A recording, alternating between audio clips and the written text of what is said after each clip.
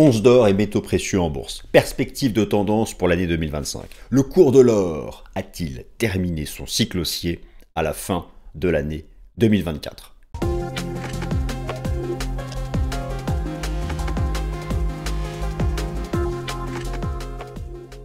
Chers amis, je suis ravi de vous retrouver pour la nouvelle édition du Fast and Forex.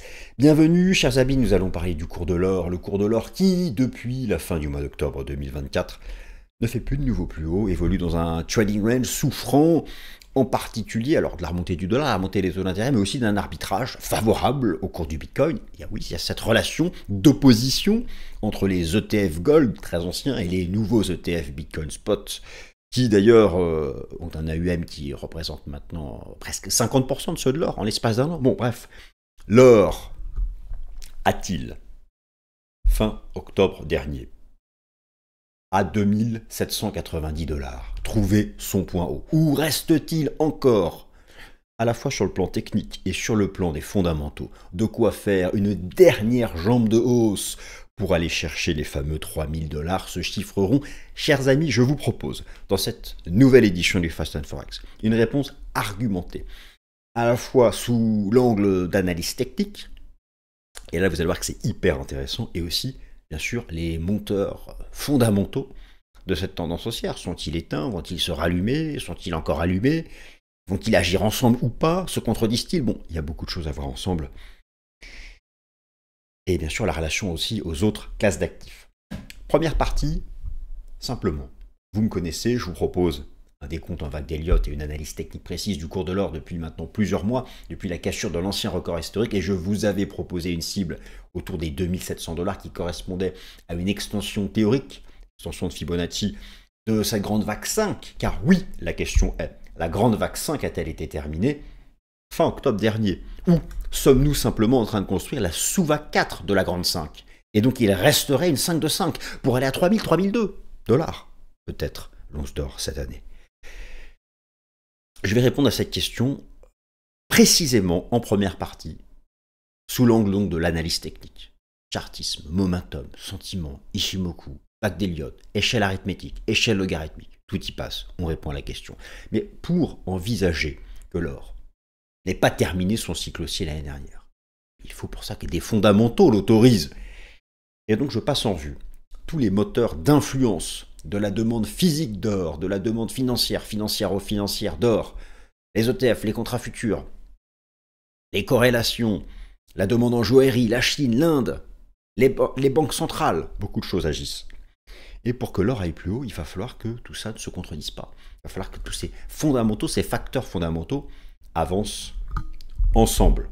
Il y a aussi bien sûr le lien aux autres classes d'actifs, les corrélations, et même le rapport au cours du Bitcoin aussi, n'oublions pas. Ça, ce sera donc la partie fondamentale. Et puis, naturellement, les autres métaux précieux. Y a-t-il de l'upside technique encore à aller chercher sur le cours de l'argent métal, le silver? Y a-t-il de l'upside à aller chercher sur le platine, sur le palladium? Ce sera la troisième partie de cette nouvelle édition du Fast and Forex. Gold, perspective de tendance pour 2025, c'est parti. Gold, perspective de tendance pour l'année 2025, chers amis, c'est parti selon le plan annoncé à l'instant. Que le rideau s'ouvre, je déclare la session ouverte, installez-vous, bienvenue au théâtre Fast and Forex. Le programme, chers amis, je viens de vous le donner, l'or qui a gagné 26% en 2024, qui est en pause depuis la victoire de Donald Trump, qui paye un dollar trop fort, des taux d'intérêt trop élevés et un arbitrage favorable au cours du Bitcoin. Trois parties. Nous allons donc logiquement commencer par la première partie. Sur le plan technique, peut-on dire que le cycle haussier du cours de l'or s'est terminé en 2024 avec ce point haut à 2790 $? Cette vague que je numérote 5 dans le cadre d'un décompte elliottiste, d'un point de vue technique, le cycle est-il terminé? Ou reste-t-il une dernière jambe de hausse qui pourrait nous mener en direction justement des 3000 $, c'est-à-dire en gros cette vague 5 est-elle encore en développement? Sommes-nous simplement dans la sous-vague 4 de la grande 5? Alors, d'abord, on va commencer par un point performance. Effectivement, le cours de l'or s'est apprécié de 26% en 2024. C'est une performance qu'on peut juger tout à fait appréciable. Du fait de quoi? De la force du dollar, de la force des taux d'intérêt, et aussi, bien sûr, depuis la fin du mois d'octobre, le début du mois de novembre dernier, 2024, un arbitrage largement favorable au cours du Bitcoin. Je vous montre ici, je suis sur TradingView, donc je compare les actifs, je suis ici basé sur une échelle en pourcentage, et là je clique sur 1 year pour avoir la performance depuis une année. Effectivement, le cours de l'or est quand même pas trop mal placé, il s'apprécie de 34% depuis une année. Il est ici, vous avez une sélection pour représenter chaque classe d'actifs, donc un actif majeur pour chaque classe d'actifs, le marché action, le marché du crédit, les obligations, le taux d'intérêt, les indices boursiers, les crypto-monnaies, les matières premières. Et donc, effectivement, l'or n'est pas trop mal placé, mais voilà qu'il est écrasé par la performance du cours du Bitcoin, se situant à peu près à la performance du cours d'Ethereum. Mais 35% pour l'or depuis un an, c'est appréciable, sachant que sur la même période, depuis un an, le cours du dollar américain au sein, le classement sur le marché d'échange, le classement des devises majeures du Forex, le dollar américain est la seule devise majeure du Forex en hausse depuis un an. Et parmi les facteurs d'influence du cours de l'or, nous connaissons la corrélation inverse qui s'exprime entre le cours de l'or et la tendance de fond du dollar américain face à un panier de devises, sans oublier les taux obligataires qui sont remontés tout en haut malgré le pivot des banques centrales, parce que la désinflation est plus lente que prévu, parce que le marché du travail américain est plus résilient que prévu. Ça, j'arrive dans la seconde partie sur le point des fondamentaux. Et donc, tout d'abord, cette performance de l'or est quand même appréciable en 2024. Et donc, l'or, eh bien, il a rejoint l'année dernière les 2790 $. On va prendre un peu de recul à l'aide ici d'un graphique qui expose les bougies japonaises en données mensuelles, qui rappelle que l'or est un marché extrêmement cyclique. Je suis ici en échelle arithmétique. L'or est un marché extrêmement cyclique.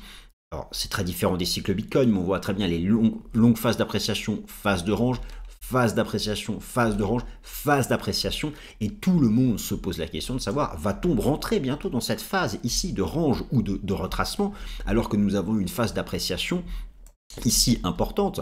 Je vous remonte mon décompte Elliontiste, donc de fond, dont la partie commence, dont la vague 1 commence ici à la fin de cette phase de bear market, pour reprendre un peu le jargon du marché des crypto-monnaies. Ça fait donc depuis 10 ans que nous sommes dans cette phase de hausse. D'ailleurs, ici, la phase de hausse aussi avait duré à peu près 10 ans, un peu plus, 11-12 ans. Et notez qu'en atteignant les 2700 $, cette cible technique que je vous ai proposée depuis un certain nombre de mois, lorsque le cours de l'or a cassé au début d'année 2024, a réalisé un breakout de son ancien record historique, c'était ici massif. Depuis fin octobre, le marché y est stabilisé. Mais est-ce pour autant réellement la fin de la vague 5? Est-ce réellement la fin de la vague 5? Sommes-nous vraiment en haut d'un gros cycle haussier structurel de long terme? Sommes-nous arrivés au bout de cette vague 5 idiotiste? Ou sommes-nous simplement dans la sous-vague 4 de la 5? Car je vous rappelle qu'une vague 5 impulsive, ce sont des composants 5 temps, 1, 2, 3, 4, 5. Alors ça, c'est la question que nous nous posons.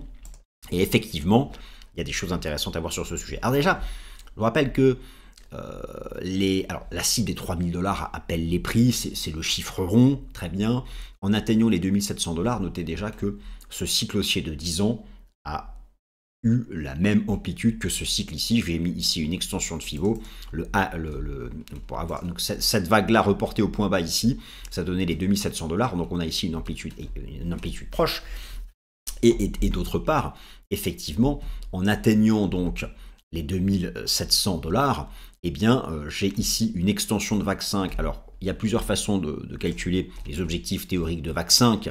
Moi, je vous propose celle qui est la plus usuelle. Alors, 0,618 d'extension du bas de la 1 au top de la 3, reporté donc au bas de la vague 4. Ce qui donne, alors parfois, on peut aller jusqu'à une fois le bas de la 1 au top de la 3, reporté au bas de la vague 4. Et effectivement, je suis ici sur une échelle normale. Et donc, en échelle arithmétique, en échelle normale, une fois l'extension, une fois ce mouvement en bas de la 4 et ici, plus une fois ce mouvement-là reporté au bottom ici de 2015, ça donnait donc cette zone. Mais voilà, le marché se met simplement en pause et pour l'instant, eh bien, ne donne pas de signal de renversement. Alors c'est justement ça qui va être très important à surveiller. Vous voyez tout de suite, moi l'idée, c'est qu'au fond, je pense que cette grande 5 n'est pas terminée et que nous serions, donc je la décompose, la grande 5, que dans la sous-vague 4 de la grande 5, cette phase de transition latérale entre les 2500 $ et les 2790 $ pour plus tard dans l'année reprendre la marche en direction des 3000 $. Alors, ce n'est pas invalidé ce point de vue tant qu'on ne casse pas de support. Mais effectivement, eh bien, peut-on considérer que cette vague 5 est-elle terminée? Alors, en échelle arithmétique, effectivement, il va être difficile d'aller réellement plus haut avec la vague 5. Par contre, en échelle logarithmique, les choses sont complètement différentes. Alors, je reviens sur le graphique. Nous rebasculons ici sur les bougies japonaises en données mensuelles. Sur une échelle arithmétique, ça va être effectivement compliqué. Je vais basculer sur une échelle logarithmique et là, eh bien, je retrouve donc mon extension de vague 5. Donc je reporte l'amplitude du bas de la vague 1 au top de la 3 au bas de la 4. Le 0,618 est ici, mais le 1 est ici.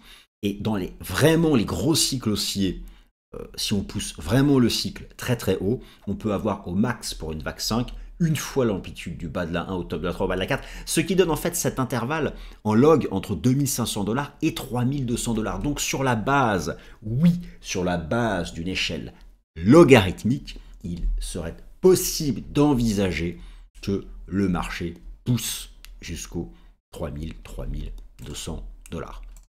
Donc ça c'est vraiment intéressant et au stade actuel, donc je décompose cette vague 5, une sous-vague 1, une sous-vague 2, une sous-vague 3 et nous serions en fait ici en train de construire la sous-vague 4. Alors la sous-vague 4 qui va peut-être prendre un certain nombre de temps, ça peut être un flat, ça peut être un regular flat A, B, C, on va peut-être faire une sorte de triangle, ça peut être un zigzag A, B, C, bon, il y a plusieurs options, mais cette vague 4 n'est pas terminée. Cette vague 4 n'est pas terminée, d'autant plus que pour le moment, eh bien, l'or souffre de la comparaison avec le cours du Bitcoin. Et c'est vrai qu'effectivement, tant que la tendance du ratio Bitcoin-Gold va rester haussière, ce qui est le cas ici, lorsqu'on représente, et notez la perfection technique, lorsqu'on représente les bougies japonaises hebdomadaires du ratio Bitcoin-Gold, qui se maintient au-dessus de cet ancien sommet après avoir fait un breakout, effectivement, on se dit que l'or peut rester encore un certain temps en construction de cette vague 4, alors qui peut être juste un range, qui peut être un triangle, un zigzag, mais en tout cas dans cet intervalle, avant plus tard dans l'année, de reprendre sa marche en avant. Vous savez, est-ce que vraiment cette phase haussière est terminée? On se pose un certain nombre de questions parce que effectivement les indicateurs techniques, les indicateurs de momentum de long terme, c'est-à-dire représentés sur la représentation graphique en données mensuelles, sont en zone de surachat. Effectivement, alors la question de savoir est-ce que cette vague 5 peut se développer davantage, pour ça, il faut préserver les supports, il ne faut pas faire de pattern de renversement baissier, et on repense aux fins de cycle haussier de 2011, 2012 et même de 2020, et c'est là où ça va être important d'aller regarder. Effectivement, lorsque vous basculez sur le graphique en données mensuelles, eh bien, si vous représentez le momentum à l'aide de l'indicateur technique RSI, nous sommes dans des zones qui ont vu le fin de ce gros cycle haussier de 11 ans, ou aussi dans cette zone qui a vu cette correction intermédiaire depuis le sommet ici atteint en 2020. Donc on arrive, mais notez que tant que le RSI ne sort pas par le bas de la zone de surachat, il n'y a pas de signal de fin de hausse. Alors au final, vous savez, par exemple, ici, la fin de ce cycle haussier de plus de 10 ans, on a eu une pattern. Regardez bien, ici, il y avait une pattern, on a fait une pattern. On a eu une belle pattern. Je vais la remontrer ici aussi en données hebdomadaires. Voilà, on avait une structure ici avec une cassure de ligne de coup, et là, c'était le début d'un cycle baissier. Et effectivement, pour le moment, nous sommes simplement en range.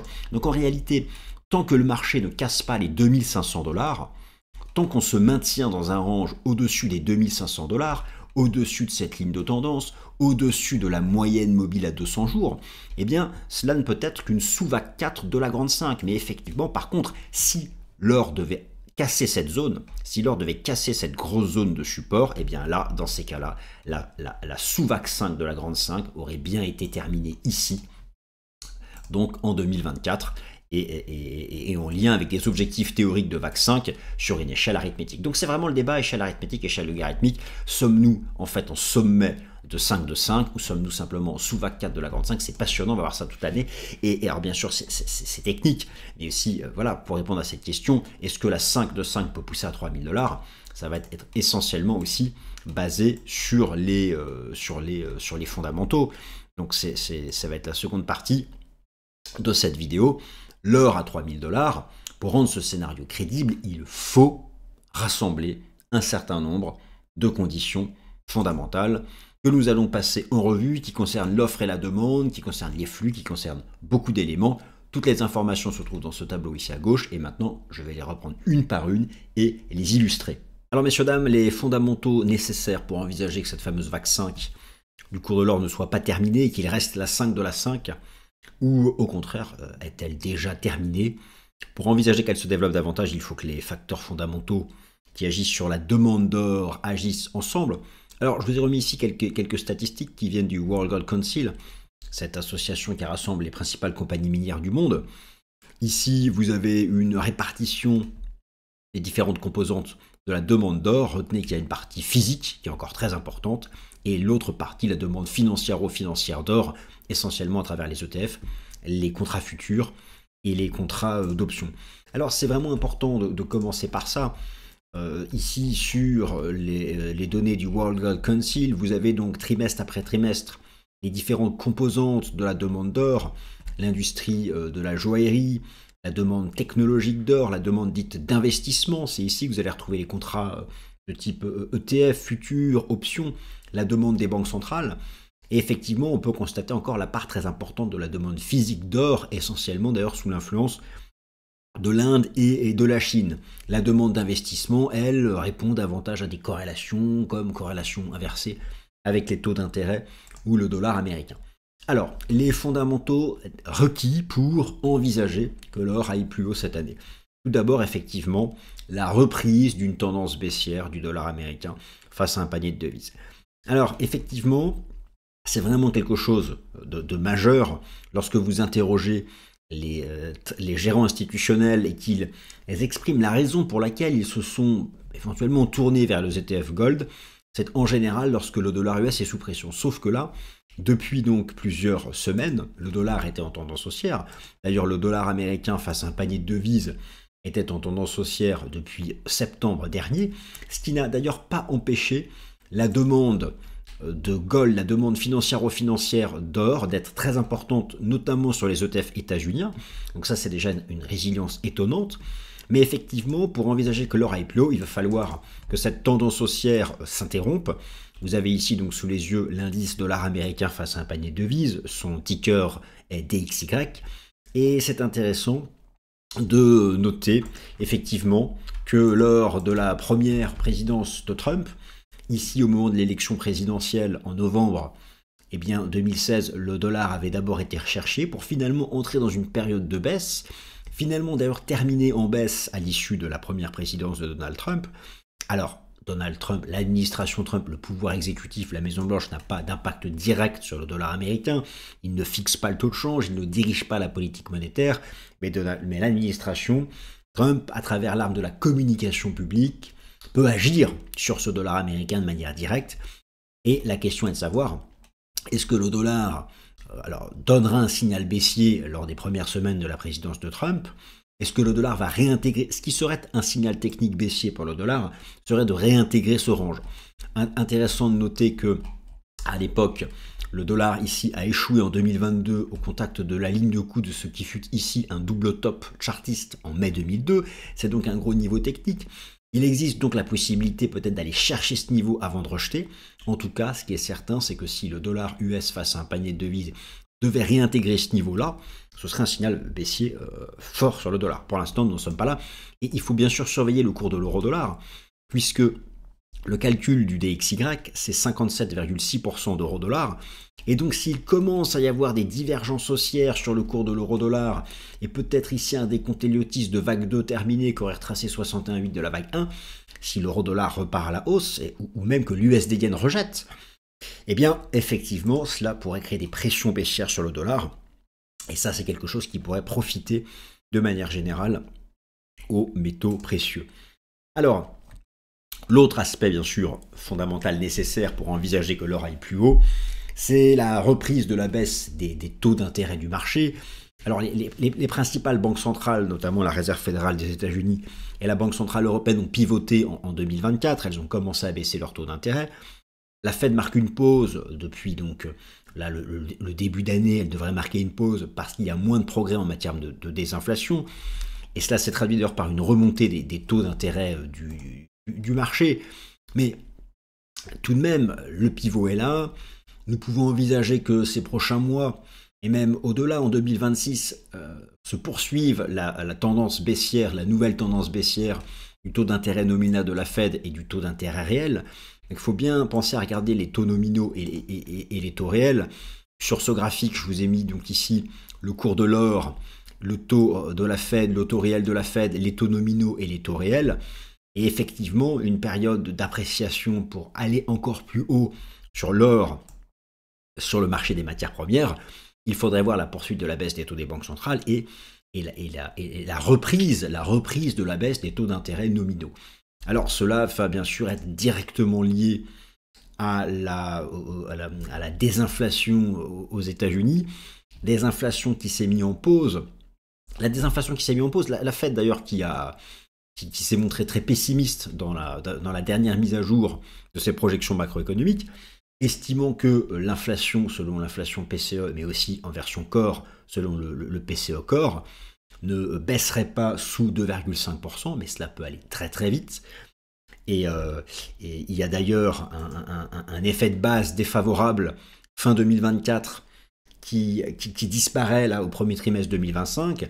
Et donc effectivement, si l'inflation US devait reprendre progressivement la direction du Sud, comme le suggèrent un certain nombre d'outils sur lesquels je reviendrai dans la prochaine émission Top Gun, mais je peux vous montrer notamment l'algorithme de la Réserve fédérale de Cleveland, qui, dès les chiffres du mois de janvier, se montre très optimiste pour la reprise de la baisse du PCE, que ce soit en version core, en version nominale. Attention, les chiffres de janvier sont publiés en février, et ça, c'est donc quelque chose qui est, si vous voulez, si vous souhaitez vraiment que l'or aille à 3000 $, baisse du dollar, baisse des taux du marché et une solide demande physique en Chine et en Inde. Et là, vous avez le trio gagnant. Alors, la prime de risque géopolitique. Bon, c'est un facteur de soutien éternel pour le cours de l'or. La question est de savoir, en cas d'accord de paix, de cesser le feu en Ukraine, au Proche-Orient, bon, est-ce que cela va venir enlever de l'intérêt pour l'or ? Peut-être à court terme, mais en termes de tendance de fond, l'incertitude géopolitique restera et devrait quand même être un facteur de soutien. Mais attention, effectivement, à la volatilité court terme que peut créer, par exemple, des bonnes nouvelles concernant la guerre en Ukraine, des choses comme ça. Alors, ça, c'est assez lié aux corrélations. La demande d'or, la demande financière d'or, je vous l'ai montré ici tout à l'heure, la demande financière d'or, c'est quelque chose qui compte dans la demande globale d'or, c'est la demande dite d'investissement, et vous voyez qu'elle a quand même chaque trimestre une part importante de la demande globale d'or, et en particulier le rôle des ETF aux États-Unis, mais aussi en Europe et en Asie, et des contrats futurs et des contrats d'options. Et ce qui est intéressant de noter, c'est que si vous regardez les datas du 4e trimestre, alors que le dollar US a pourtant été largement en hausse face à un panier de devises, eh bien, la demande sur les ETF Gold US, alors en termes d'assets under management, 270 milliards dans le monde entier, 138 milliards pour l'Amérique du Nord, 108 milliards pour l'Europe, 18 milliards pour l'Asie. On voit quand même le poids dominant des ETF US, et c'est intéressant de noter qu'au 4e trimestre, il y a eu encore des inflows, malgré la hausse du dollar.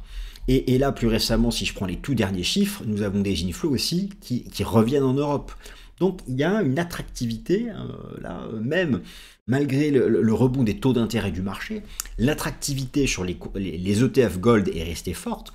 De la même façon, si vous prenez le dernier rapport Commitment of Traders et que vous regardez l'évolution de la position nette institutionnelle sur le Gold chez les asset managers, eh bien la position nette institutionnelle conserve une trajectoire haussière, malgré le rebond du dollar, malgré les taux d'intérêt du marché. Donc ça, c'est quelque chose d'assez percutant en soutien de l'or. Et effectivement, l'or va avoir besoin que cette demande financière d'or se maintienne pour pouvoir aller plus haut. Alors, dans ce qui est nécessaire pour envisager un or à 3000 $, c'est bien sûr l'arbitrage vis-à-vis des autres classes d'actifs. Je vous ai notamment parlé alors tout à l'heure de l'arbitrage vis-à-vis du Bitcoin. Naturellement, le débat sans fin sur la probabilité d'une récession. Alors, en Europe, bon, peut-être en plus que le bas de cycle est en vue. Aux États-Unis, les États-Unis ont démontré la résilience de leur économie, mais tout de même, cette année, il faut avoir vraiment un œil sur l'évolution du taux de chômage aux États-Unis. Je vous rappelle que le taux de chômage, le seuil d'alerte qu'a fixé la Réserve fédérale des États-Unis est un taux de chômage à 4,3% de la population active, et le taux de chômage actuellement est à 4,1%, ça peut aller très vite. Il peut suffire d'un seul rapport NFP où le taux de chômage remonte à 4,2, 4,3 pour s'approcher du seuil d'alerte de la Fed, créer un risque ou finalement augmenter la probabilité que la Fed reprenne ses baisses de taux plus tôt que prévu, peut-être avant le 18 juin, en lien avec des tensions sur le marché du travail, et ça forcément c'est quelque chose qui apporterait du soutien à l'or. Comme d'habitude, bien sûr, la demande des banques centrales et la demande physique en Inde et en Chine. La demande des banques centrales, attention, la Chine a arrêté d'acheter de l'or depuis le premier trimestre 2024, mais l'Inde a pris le relais. Lorsque vous regardez les datas, alors effectivement, si on remonte à 2023, la Chine était largement acheteuse. Si vous repassez ensuite au premier trimestre 2024, la Chine était encore là. Et puis, depuis, elle a disparu. Mais elle a disparu, elle a cessé d'en acheter, elle en a acheté beaucoup depuis 3-4 ans. La demande des banques centrales, c'est quand même... Alors, on voit d'ailleurs que la part de la demande des banques centrales dans la demande totale d'or est en baisse du fait du retrait de la Chine, mais vous avez l'arrivée notamment de l'Inde, qui compense, et d'autres banques centrales. Donc, la demande des banques centrales d'or continue, bien sûr, d'être importante. Et enfin, alors, à côté de cette demande financière d'or, de la demande des banques centrales, la demande physique en Inde et en Chine. En Inde, c'est encore dynamique. En Chine, on peut envisager que les mesures de relance massives engagées par les autorités chinoises, que ce soit sur le plan monétaire, budgétaire, des allocations pour les consommateurs, permettent de rebooster cette demande de métaux précieux en Chine. Et la joaillerie, les bijoux, l'or, le métal précieux sont très importants dans la vie sociale en Chine. Et on peut voir déjà d'ailleurs un début d'effet avec un soubresaut, une tendance à la remontée du taux de croissance annuel des ventes au détail en Chine. Donc il y a des choses ici prometteuses à voir. Donc vous avez ici quand même un tableau avec beaucoup de fondamentaux qui doivent agir ensemble pour espérer avoir cette fameuse vague 5 de la 5.